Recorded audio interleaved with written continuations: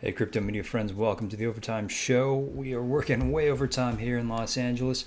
I just want to talk today about guilds, DAOs that are, specifically purposed for the gaming sector and take the shape of guilds. And I think that it really appeals to, I think a lot of gamers and a lot of people in general understand, what a guild is. And you can kind of understand, okay, gaming, fantastic, friends within this space to help me make money.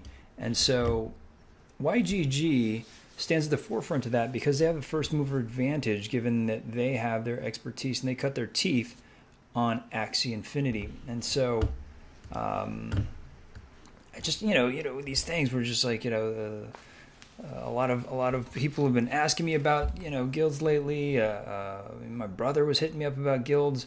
And you just kind of like, things come together. I think even Crypto Stash was talking about YGG. And its ability to pump in the near future. Now, this is the thing. There's zero financial advice here. There's no dating advice here. There's just no advice here. But I look at sort of the fundamentals, if you will. Down 20% today, much like everything else in crypto.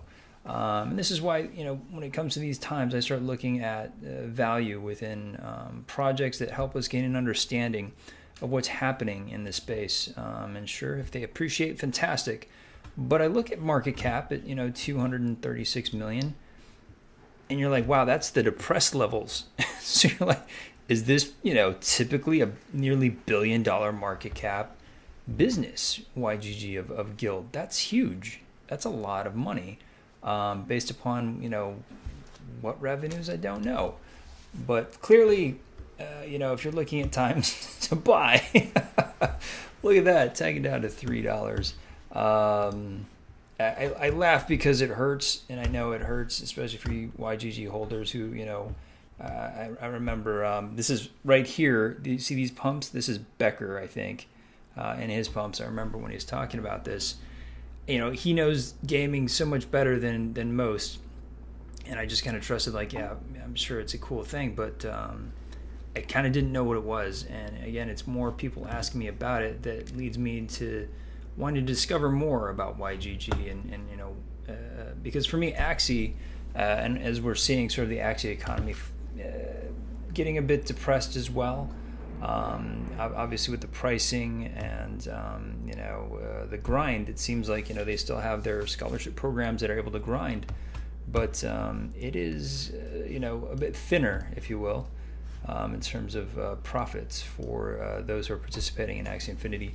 But this is what's interesting about YGG and guilds, because they give you a broader exposure into gaming in the metaverse. And so you're not tied into Axie. And so as Axie is kind of going in a bit of a dip, I'm finding that having this ability to have multiple assets within the guild, it gives it a diversification that is pretty broad as the landscape plays out, as that sector plays out, play to earn.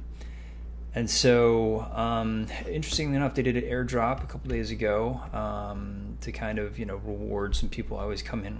I hate when I come in after the airdrop or I hear about the airdrop, and I'm just like, yeah, how do I get that airdrop? You can't. You never do.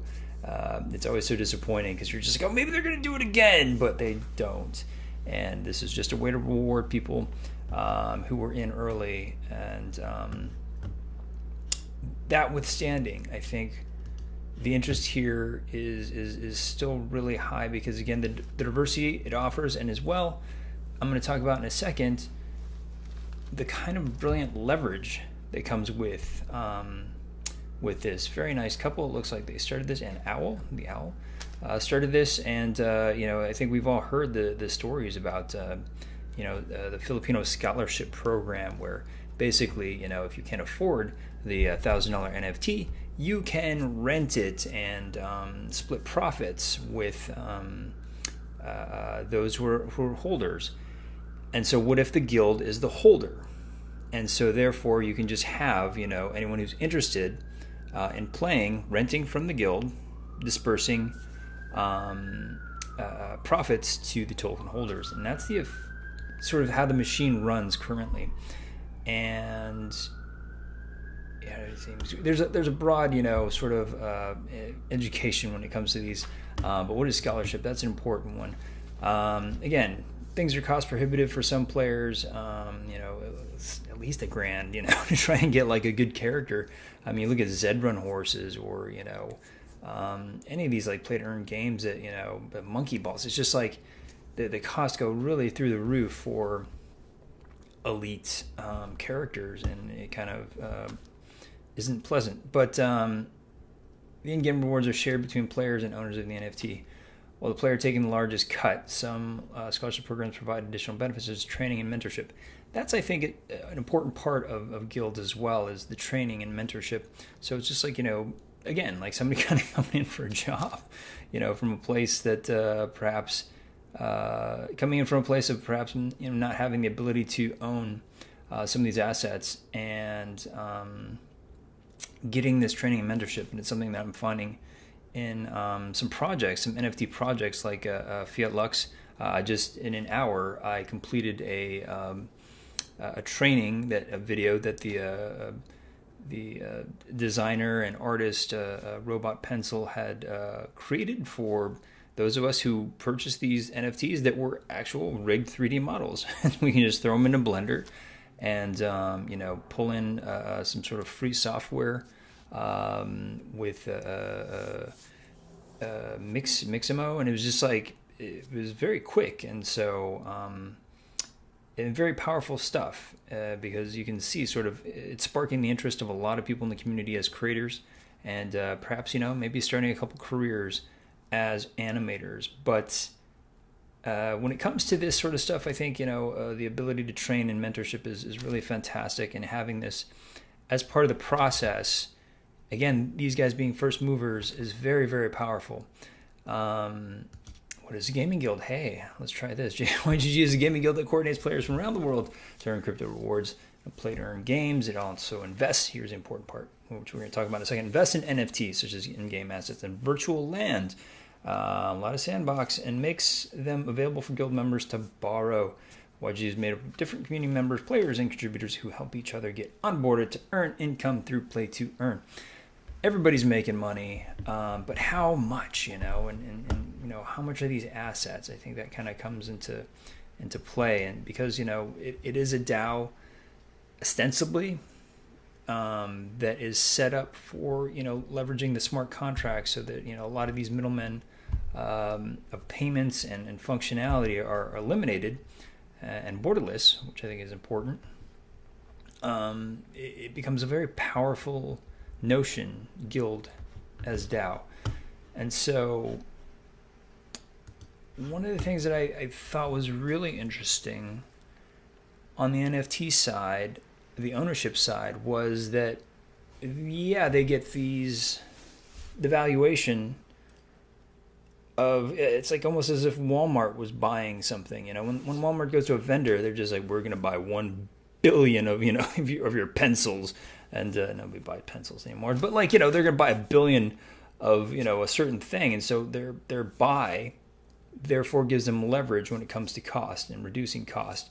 And ostensibly here, YGG Games acquires Genesis NFTs from a AAA third-person shooter, Me and Heroes, and so you start thinking, well, they can get very nice assets within games and work with these games to, because who doesn't want a massive guild to come to you as a designer, as a creator?